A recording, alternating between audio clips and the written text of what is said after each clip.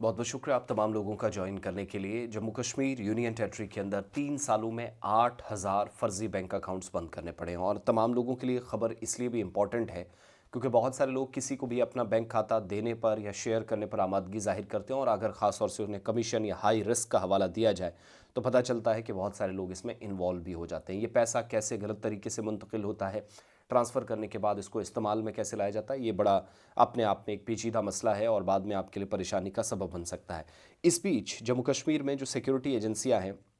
ये जो mule accounts हैं या खच्चर बैंक खाते हैं जिसको आप कहते हैं, एक बड़े नेटवर्क का पर्दाफाश हुआ। बहुत सारे लोग मिलकर काम कर रहे थे और इन अकाउंट्स के ज़रिए जो पैसा ट्रांसफ़र किया जा रहा था, खदशा ज़ाहिर किया जा रहा है, संदेह है, शक व शुबहात हैं कि ये पैसा अलहदगी पसंद सरगर्मियों के लिए, कामकाज के लिए या मुल्क मुखालिफ सरगर्मियाँ जो जो इनमें मुलव्विस हैं वो लोग इस्तेमाल कर सकते हैं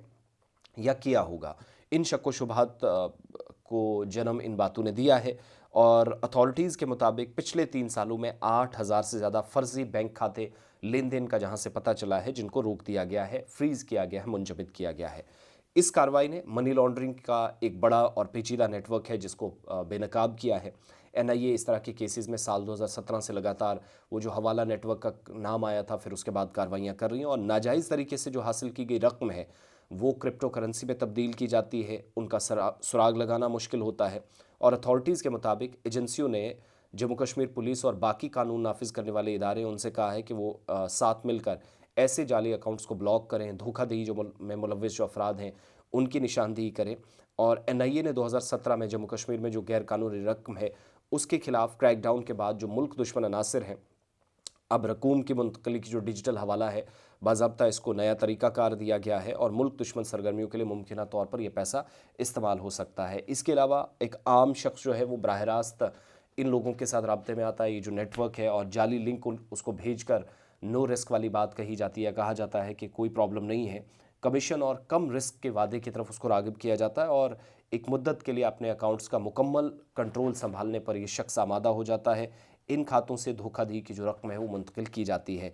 एक अकाउंट, एक ऐसा फ़र्ज़ी अकाउंट जिसमें साइबर क्राइम को, जिसको पेशा वाराना तरीके से, प्रोफेशनल तरीके से इसको इस्तेमाल किया जाता है, जिसको हम फेक अकाउंट कहते हैं, और हकीकी शनाख्त या जो अपनी असल पहचान है, असल आइडेंटिफिकेशन जिस शख्स की है, वो छुपाने की बहुत सारे लोग कोशिश करते हैं। फ़ंड्स कितना भी कहीं पर भी ट्रांसफ़र करना हो इन अकाउंट्स के ज़रिए वो करते हैं और अकाउंट जिसका मर्ज़ी हो। ये हुआ जम्मू कश्मीर के अंदर, 8,000 अकाउंट्स इसकी वजह से बंद हुए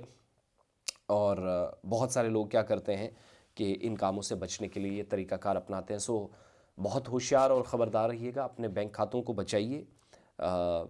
वक्त वक्त पर वेरिफिकेशन के प्रोसेस का हिस्सा बनते रहिए ताकि ख़ुद के लिए और फैमिलीज़ के लिए किसी तरह के, अल्लाह न करे कि मुश्किलात बन जाएँ, बाद में कानून नाफिज करने वाले इदारे आप पर भी पंजा डालें। जम्मू कश्मीर पुलिस भी इसमें सिलसिले में बड़ा रोल पुलिस का है, जो कॉन्टीन्यूसली अवेयर कर रही है मुख्तलिफ़ जगहों पर कि